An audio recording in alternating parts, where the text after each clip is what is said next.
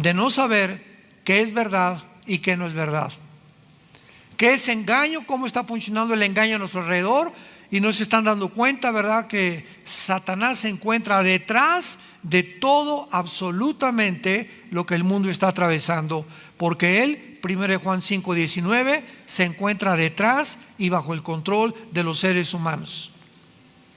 Cuando recibimos nosotros a Jesucristo como nuestro Salvador, inmediatamente se hizo la luz.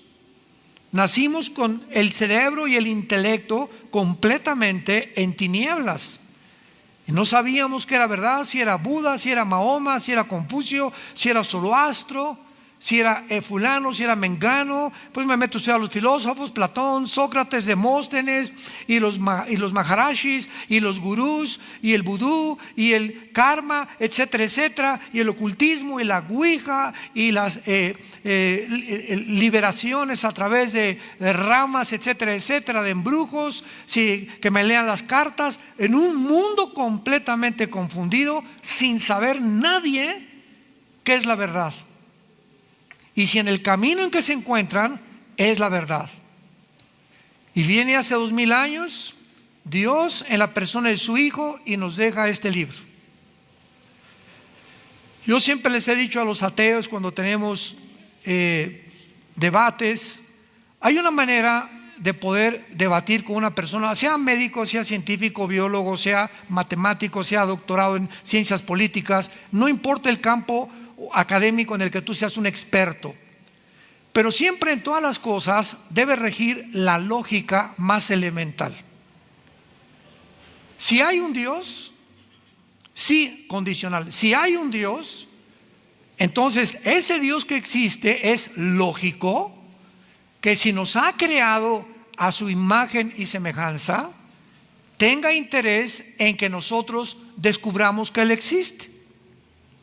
De otra manera seríamos animales. ¿Quiénes son los animales a diferencia del ser humano? ¿Verdad? Criaturas en el mar, en los aires, las aves, en la tierra, los mamíferos, etcétera, etcétera, que no tienen conciencia de Dios. Nunca verás un grupo de conejos, alabaré, alabaré. Nunca verás un conjunto de perros ni de caballos, ¿verdad? Tienen conciencia, tienen sentimientos, sufren, son fieles, tienen características preciosas. El perro es de los mejores animales que el hombre pueda tener como su amigo, más que tu compadre. Pero ninguna de estas criaturas está consciente ni de que va a morir, ni tampoco está consciente de que hay algo fuera de ellos, fuera de su mundo, fuera de su dimensión, a quien podemos adorar y a quien podemos realmente atribuir nuestra existencia. Y el ser humano es completamente diferente. No hay una tribu, no hay una sola civilización. Llámense desde el código Hammurabi, de los sumerios, egipcios, babilonios, persas, etcétera, etcétera. No ha existido jamás en la historia nadie, tribus, civilizaciones que no hayan adorado a algo o a alguien. Y cuando nacemos, ¿verdad?, en este mundo y somos apaches o de los Sioux o de los Aucas del Ecuador, mazatlecas o chichimecas o aztecas, etcétera, etcétera, de alguna manera todos estos indígenas y todos estos seres humanos tienen la necesidad intrínseca o de matar a un hombre como los aztecas, sacarles el corazón y ofrecérselos ¿a quién? A los dioses. Todas las tribus en Norteamérica, los verdaderos norteamericanos son los Sioux, los apaches, los cherokees, los indígenas que poblaron los Estados Unidos, que ahorita ya es una nación cosmopolita, ¿verdad? Pero todos ellos creían en los espíritus, enterraban, quemaban a sus muertos porque sabían que los espíritus se los iban a llevar. Todos tenemos conciencia del más allá. ¿Quiénes son los brujos? ¿Quiénes son los espiritistas? se juntan de las manos en las casas, vamos a invocar al espíritu de Cuauhtémoc. ¿Cómo saben que hay algo que trasciende nuestra naturaleza y que podemos tener comunicación a través de la ouija, a través de la lectura de las cartas tarot, a través del café, de la bola de cristal, o comunicándonos con algún espíritu de mi abuelita o de Cuauhtémoc, y vamos a juntarnos a invocarlo para que nos pueda contestar ciertas preguntas que tenemos con el más allá? ¿Quién puso ese más allá en el ser humano que no tienen los animales? Salomón escribió en el libro de Eclesiastés capítulo 3 versículo 11: Dios puso la eternidad en el corazón humano. Y esta eternidad que todos tenemos dentro de nosotros, cuando vino Jesucristo hace 2000 años, esta eternidad, este deseo de tener contacto con alguien o con algo, y si no sé quién es Dios, pues los seres humanos van a la selva, a un campo, agarran el tronco de un árbol y lo cortan, y de esa madera hacen una figura de un ser humano, y ya después que la hicieron, nos hincamos delante de lo que nosotros hemos creado. O con cemento, con piedras, levantamos un ídolo, Moloch, Toreto, Semiramis o como se llame, y comenzamos a adorar la obra de nuestras manos por la ignorancia que tenemos del Dios único, vivo y verdadero, que sí existe y se ha revelado en las Sagradas Escrituras. Este libro es el primer libro en haber sido impreso en la imprenta de Gutenberg. El primer libro en haber sido impreso. El libro más leído, más vendido, todavía hasta el siglo XXI, de todos los volúmenes y de cualquier escritor que tú me puedas mencionar a través de la historia. No hay un libro más vendido y más leído que las Sagradas Escrituras. Es el libro que contiene los registros, señores científicos, ateos, escépticos y agnósticos que nos escuchan. Es el libro que contiene los registros más antiguos de la genética, biología, química, matemáticas, física, antropología, paleontología y cualquier otra rama académica, historia, geografía que me puedas mencionar. Y todo a través de la historia, lo que el hombre ha descubierto a través de todas estas, la historia, la geografía, la Biblia lo decía antes. Es más moderna que el periódico de mañana en la mañana. Pero al mismo tiempo es el libro más atacado, más controvertido y más despreciado y vulgarizado de todos los volúmenes o libros religiosos que me puedas mencionar. Si alguien va a atacar como Madonna, como AC, como los Rolling Stones, como Michael Jackson y como cantidad de artistas famosos, grupos satanistas, etcétera, etcétera, nunca atacan el Corán. Nunca hay artistas que agarren un pollo y lo rompan y lo escupan sobre la Biblia, como Swanson. Nunca hay nadie que diga pues esto y el otro. Siempre el ataque es: nunca verás que en el libro del Corán o en el Tripitaka de Buda o en los Vedas de los persas o en cualquier otro libro sagrado esté el 666. Pero el 666 aparece en todos los grupos satánicos. ¿Tú crees que es coincidencia? ¿Tú crees que es coincidencia que estas cosas que están en la Biblia, como la marca del anticristo, haya sido comenzada a ser puesta en práctica desde que comenzó la pandemia? Que ya no podías entrar a una tienda, no podías subirte a un avión, no podías comprar si no tenías ciertos requisitos médicos, que así le llamaron, y que de repente nos dimos cuenta que comenzamos a ser controlados por todos lados. ¿En qué mundo nos encontramos? Todo esto cobra realidad cuando venimos a las Sagradas Escrituras. Comenzaron también los grandes filósofos utópicos del siglo XXI. Ya el comunismo cayó en 1991 Y ahora sí es una época, una nueva era le llamaron, de progreso. Tenemos la tecnología, estamos en el espacio, el internet, el iPhone, la cibernética. Ahora va a ser muy difícil que haya una guerra entre nación y nación, porque el ser humano ha llegado a una ecuanimidad y ha llegado a un criterio tan amplio que sería una locura que una persona le mandara una bomba nuclear a otra nación, sabiendo que la otra nación le puede contestar, y solamente dos locos podrían enfrentarse a una guerra nuclear porque ellos mismos se destruirían. No, el hombre no está tan loco como eso. Es imposible que lleguemos a esta posibilidad. Además, ahora que el comunismo desapareció, pues ahora va a haber más capitalismo, va a haber mercado libre, el mundo va a tener un auge económico y hemos llegado a una nueva era completamente diferente. Llegamos al siglo XXI, se levanta un hombre en Rusia llamado Vladimir Putin, comienza a invadir. Los musulmanes atacan las dos torres gemelas, 19 radicales musulmanes, produciendo el primer acto terrorista más grande después de la Segunda Guerra Mundial. Estados Unidos comienza a despertar, ahora sí, ¿verdad? Como decimos aquí en México, ajijolí, cuánto apache. Ahora sí que estamos rodeados, nunca nos dimos cuenta, pero estamos en el país más poderoso. Se metieron en aviones a Nueva York, a nuestro terreno, a donde estamos nosotros creyendo que somos los amos del mundo. Pues humillaron a los Estados Unidos, este grupo terrorista. Después viene Putin y se mete otra vez a otras áreas en Rusia. La OTAN comienza a expandirse hacia el nororiente de Europa. Putin hace poco invade Ucrania y el mundo comienza otra vez a realizar la verdad de que el ser humano es mentira que ha progresado, que nos encontramos con toda la tecnología, con toda la ciencia y con todo aquello que creíamos que había de desaparecer, al borde de una guerra nuclear.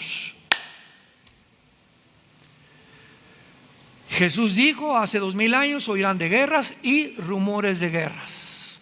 Y miren que no se turben, porque es necesario que esto acontezca. Y entonces vendrá el fin. Y esta serie que estoy compartiendo con ustedes tiene ese propósito: analizar eventos tanto científicos, cibernéticos, históricos, teológicos, bíblicos, para poder juntar todo este rompecabezas y poder realmente decir en qué nos podemos basar, tanto con lo que está pasando en el mundo a la luz de la Biblia, para poder decir realmente somos la primera generación que podemos destruirnos en 5 minutos con el potencial nuclear que existe. Somos la primera generación donde gracias a la tecnología es evidente y claro y seguro que una sola marca, como ya lo vimos en la pandemia, marcar al ser humano ya es posible a través de la biometría, y una persona puede ya controlar el mundo. Ahorita, por ejemplo, venimos mi esposo y yo de Dallas, entramos ahí en Dallas al aeropuerto, y al pasar para abordar el avión ya no te piden el pasaporte. Una cámara, te paras frente a la cámara y aparece tu foto, pásele. Le digo: ¿cuándo me retrataron? Esa foto, le dije a mi esposo, nunca me la han tomado. Y yo le dije de broma a la señorita, ¿verdad? Por favor, asegúrese que mañana me publican en el primer periódico que me subí al avión. Impresionante, ya nomás con tu puro rostro. Y al llegar allá a Estados Unidos, de aquí de México allá a Estados Unidos, hay un lugar que se llama Global Entry, entrada global, que se les da esta entrada global. Tú vas con tu pasaporte, desde luego tienes que ser ciudadano americano, y vas a una oficina de inmigración norteamericana y les dices: bueno, soy americano, quiero el Global Entry porque viajo muy seguido. ¿Qué significa esto? Que te hacen 3 o 4 preguntas, ven tu registro, que hace 10 años no has tenido accidentes automovilísticos, que no te has marihuanado, que no has tenido ningún tóxico, que no has sido borracho, que no te han detenido, etcétera, etcétera, y te consideran un ciudadano de confianza, así se llama. Y te dan entonces una tarjeta que se llama Global Entry. Y ahora que regresemos a Estados Unidos, mi esposo y yo, al llegar, yo ya no paso por migración, paso por un aparato donde tampoco meto mi pasaporte. Otra vez me retrata y comenzamos a hacer cola en 5 minutos. Y comenzamos a pasar y me dice el de inmigración: Armando, hello, le digo, y pásale. Marta, pásale. Ya no te revisan nada más que a través de la fotografía, ni siquiera el pasaporte, por el Global Entry. Este es el mundo que estamos viviendo. En China hay cámaras, pero como no se imaginan, en Shanghái y en todas las ciudades, que están retratando millones de caras al mismo tiempo, y tiene las pantallas el gobierno de China donde puede detectar a un delincuente que buscan o tal persona en segundos a través de los métodos computacionales, a través de la cibernética y a través de la biometría.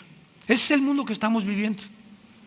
Es un mundo que ya puede gobernar un solo hombre, donde pueden ya las naciones entregar su soberanía nacional, y este hombre, que se va a llamar el anticristo, va a gobernar al mundo a través de los chips, ya sea un tatuaje en la mano o un chip que nos meta, que les metan. Yo no voy a estar aquí, yo no sé si tú, o aquí en el entrecejo, y la gente que no tenga ese pasaporte, ese chip, ese tatuaje, no va a poder comprar ni un carro, ni entrar a una tienda, ni entrar a la comercial mexicana, ni una farmacia, ni vender. No puedes hacer nada si no te identificas con ese chip, que ya está en acción y que ya está funcionando en muchos lugares.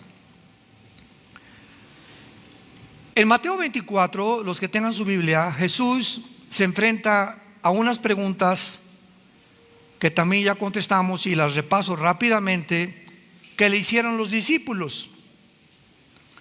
3 preguntas de carácter escatológico. Escatos en el griego, más allá de, logos, conocimiento. La escatología es la rama de la teología, a los que les interesa apuntarlos, que trata con las cosas futuras. Un escatólogo es un estudiante de la Biblia que se dedica a escudriñar principalmente el área de las profecías bíblicas de los últimos tiempos.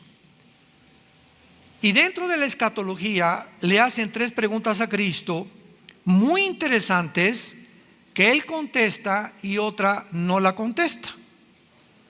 Y dice el versículo 3: estando sentado Él, o sea Jesús, en el monte de los olivos, los discípulos se le acercaron aparte diciendo: pongamos atención a estas 3 preguntas que le hicieron. Dinos, número 1, ¿cuándo serán estas cosas? La primera pregunta está relacionada con el versículo anterior, que el templo, que era una atracción tremenda en aquellos tiempos, que hizo Salomón, lo admiraban, este edificio. ¿Quién puede derrumbar este edificio? Cuando vio Cristo a los discípulos, que estaban asombrados más por el edificio que por su persona, les dijo: ven este edificio, les puedo decir que no va a quedar piedra sobre piedra. Esta primera pregunta que le hicieron a Cristo, ¿cuándo sucederán estas cosas?, está relacionada de cuándo pasará que el templo sea destruido. Esta sucedió 70 años después de Cristo, cuando el general Tito de Roma entra a Jerusalén y acaba con Jerusalén, y no queda piedra sobre piedra. Se cumple al pie de la letra las palabras de Jesús. Pero quedan 2 preguntas más. La segunda pregunta es: ¿qué señal habrá de tu venida? O sea, podemos darnos cuenta cuando tú regreses, de alguna manera, porque nos has dicho te vas y vas a regresar. ¿Hay alguna señal para que cuando regreses sepamos nosotros que tú vas a regresar? Cristo le da esta respuesta en el versículo 29 y 30 del mismo capítulo 24 de Mateo. E inmediatamente después de la tribulación de aquellos días, el sol se oscurecerá, la luna no dará su resplandor, y las estrellas caerán del cielo, y las potencias de los cielos serán conmovidas. Entonces aparecerá la señal del Hijo del Hombre en el cielo. Y entonces lamentarán todas las tribus de la tierra y verán al Hijo del Hombre viniendo sobre las nubes del cielo con gran poder y gloria. Esta segunda pregunta, ¿cuándo será la señal?, se cumplirá al final de la tribulación. Pero antes hay otra pregunta que es la que nos atañe y la que hemos estado investigando y tratando de contestar. Y gracias a Dios que ya la podemos contestar, repito, por el análisis que podemos hacer de las señales, de la historia, de los eventos a nuestro alrededor y principalmente de las Sagradas Escrituras. Dice así la última pregunta: ¿y qué señal habrá del fin de la historia? Se puso en el griego siglo, el fin de la historia o el fin de la historia humana o el fin del siglo, como le querramos llamar. Cristo no contesta esto. ¿Qué señal habrá del fin del siglo? O sea que ya la historia se terminará. Sin embargo, cuando leemos en el versículo 5 que Jesús comienza a decirles, solamente les voy a dar algunos datos importantes. Vendrán muchos en mi nombre diciendo yo soy el Cristo, y a muchos se engañarán. Dice Cristo, una de las señales, una de las muchas que les voy a dar, que pueden ustedes ubicarse y darse cuenta que realmente ya nos acercamos al final de la historia. Se van a levantar cantidad de hombres diciendo que son el Mesías. La palabra Cristo, Yeshua en el hebreo, es el Mesías. Vendrán muchos diciendo yo soy el Mesías, o sea, el ungido de Dios, el Salvador del mundo. Y este mensaje lo traen la mayoría de los gobernantes en el mundo actualmente. Muchos gobernantes surgen inmediatamente y todos hacen, sabemos, promesas que ninguno cumple. Pero todos nos prometen qué cosa, que nos van a salvar, que la economía va a mejorar, que va a mejorar tu nivel de vida, bla, bla, bla, bla. Y la gente, ¿verdad?, engañada por la política, votamos por estos gobernantes que en el mundo entero, a través de toda la historia, conquistadores, dictadores, etcétera, etcétera, han engañado a la humanidad. Pero Cristo no se refiere políticamente, se refiere espiritualmente. ¿No han visto ustedes en las redes sociales, hace de 6 meses para acá, ya no vamos tan lejos, cuántos Mesías Israel está diciendo que ya llegaron? Métanse los Mesías de Israel en Google, lo puedes encontrar. Todavía hace 2-3 semanas ves un hombre con un sombrero, con una barba. Se juntaron miles de rabinos en Israel alrededor de él y cantaban y bailaban, y aquí está con un sombrero negro, y le besaban la mano los judíos, cosa que tienen prohibidísimo, y lo tocaban la ropa, y el Mesías, etcétera, etcétera. Hace 4 meses un rabino en Nueva York dijo que él era el Mesías, se murió, y tenemos casi 2 o 3 años que Israel, de una forma absurda, ridícula y risible y patética, está haciéndose el hazmerreír esta religión judaica en el mundo entero por las barbaridades de estar señalando hombres como tú y como yo, porque están ansiosos que venga su Mesías, y cuando venga no va a ser el que ellos esperan. Cuando venga será el anticristo, que vendrá como un ángel de luz, dice la Biblia. Se presentará con tratados de paz en el mundo, resolverá problemas en el mundo, tal vez del gas, del dinero, del euro, del dólar, de los yuanes, el problema de China, etcétera, etcétera. Y el mundo se maravillará ante este hombre, y este hombre hará un pacto con los judíos de paz, prometiéndoles. Eso se encuentra en Daniel 9, 23 al 27, versículo 27 especialmente, prometiéndoles a los judíos que nadie se va a meter con ellos durante 7 años. El capítulo 28 de Isaías describe como un pacto de la muerte. Hicieron un pacto con la muerte. Todos los judíos engañados porque rechazaron al verdadero Mesías hace 2000 años, a Jesucristo, van a ser ahora engañados. Jesucristo dijo: cuando venga un falso Mesías, a él van a recibir. Ahí me rechazaron, pero cuando venga alguien en su nombre, yo no vengo en mi nombre, dijo Jesús, vengo en el nombre de mi Padre, y no me reciben. Pero si alguien viene en su nombre, a ese van a recibir. Qué patético. Y el anticristo sabemos, ¿verdad?, para no extendernos, que firmará este tratado de paz. Me imagino que en ese tiempo los judíos reconstruirán su templo, el tercer templo, que tienen años tratando de levantarlo.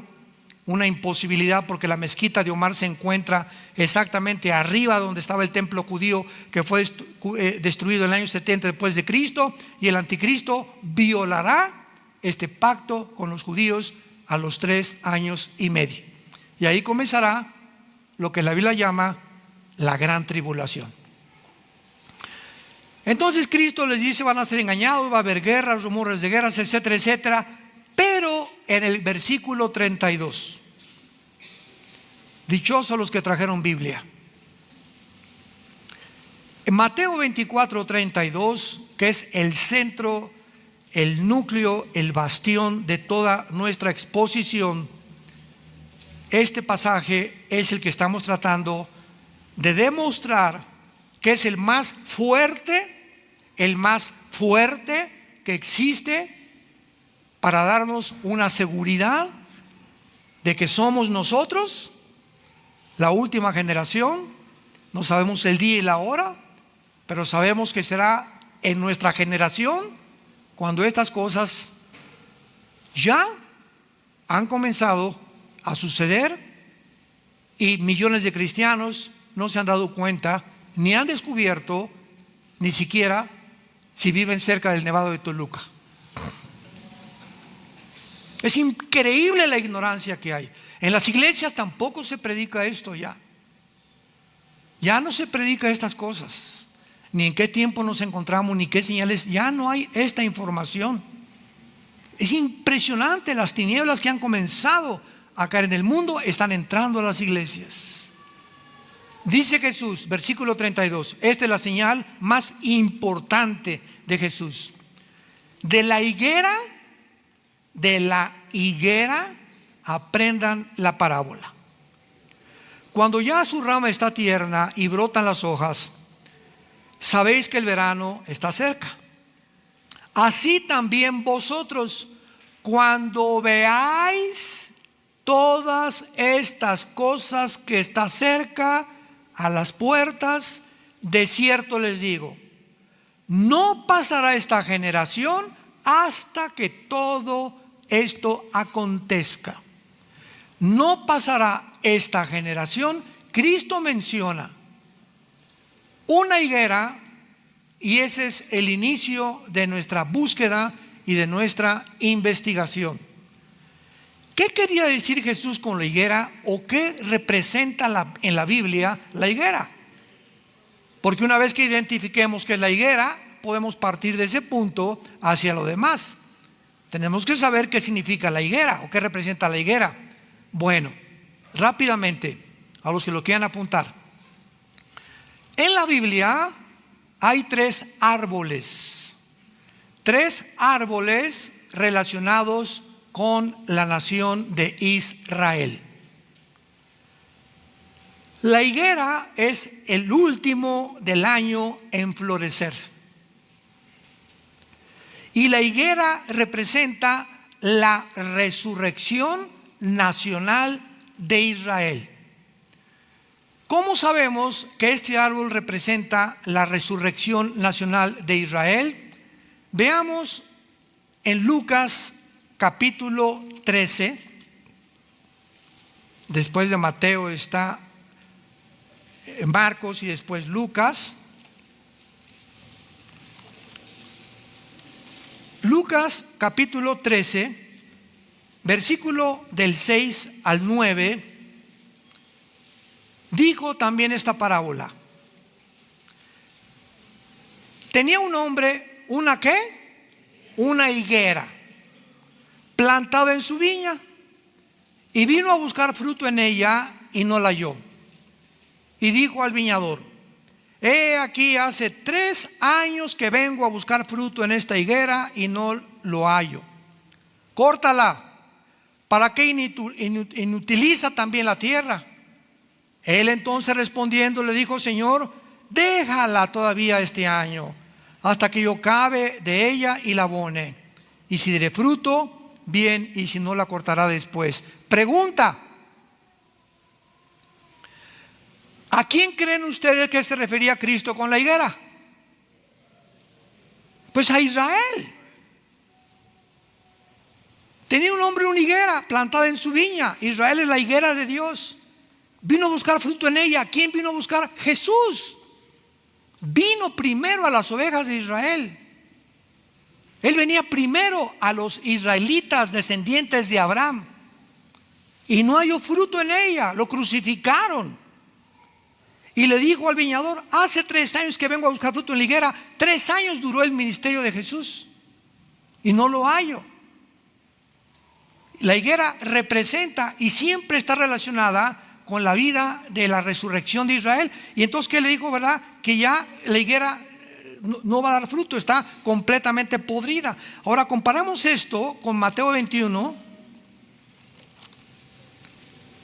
Otro caso, porque repito, primero tenemos siempre en la Biblia que buscar el significado para no inventar. Pues yo creo que piensa esto, o yo creo que significa esto. No, espérame tantito, la Biblia no es de interpretación privada. La Biblia se interpreta a sí mismo. Dice la Biblia en Lucas capítulo 21, versículo 18. Mateo 21, versículo 18. Por la mañana, esto fue el día anterior que lo crucificaran. Mateo 21, versículo 18. Volviendo a la ciudad tuvo hambre, y viendo una higuera cerca del camino, vino a ella y no halló nada sino hojas solamente, y le dijo: nunca jamás nazca de ti fruto. Y luego se secó la higuera. Viendo esto, los discípulos decían maravillados: ¿cómo es que se secó enseguida la higuera? ¿Qué representaba esa higuera el día antes que lo crucificaran? ¿A quién fue a quien maldijo Jesucristo? A Israel. He venido a lo mismo. Venido a buscar fruto, ¿verdad? Una higuera seca, representando cómo es posible que no estés dando fruto. Y maldice Cristo la higuera, y vemos que Israel muere. Se seca Israel como nación después de la crucifixión, y hasta 1948, 14 de mayo de 1948, ante los ojos expectantes historiadores, antropólogos del mundo, geólogos, etcétera, etcétera, vemos ante el mundo la resurrección de una nación después de casi 2000 años de haber sido exiliada, dispersada en todas las naciones del mundo, sin ninguna posibilidad de que este grupo de judíos dispersados en todas las naciones del mundo pudiera mantener durante casi 2000 años la esperanza de regresar a Israel. Y gracias al genocidio de Adolfo Hitler y de los nazis, que la Liga de las Naciones, en aquel tiempo no era la ONU, era la Liga de las Naciones, al ver que 6 millones de judíos habían sido masacrados, que habían sido masacrados imbéciles, idiotas, tarados, retrasados mentales, gente incapacitada, porque los nazis odiaban a una persona con defectos físicos. Cualquier persona con defectos, la orden era matarlos, exterminar al mundo. Era el sueño de Hitler, y que sobreviviera solo una raza, la raza aria, los blancos, güeros y de ojos azules. Ese era el sueño de Hitler, porque él creía que esa raza era la que iba a controlar el mundo algún día, los arios. El mundo se espanta y ve 6 millones, mataron gitanos, mataron homosexuales. Bueno, fue una cosa espantosa lo que los nazis hicieron. Se juntan las naciones y votan para que Israel, después de casi 2000 años, les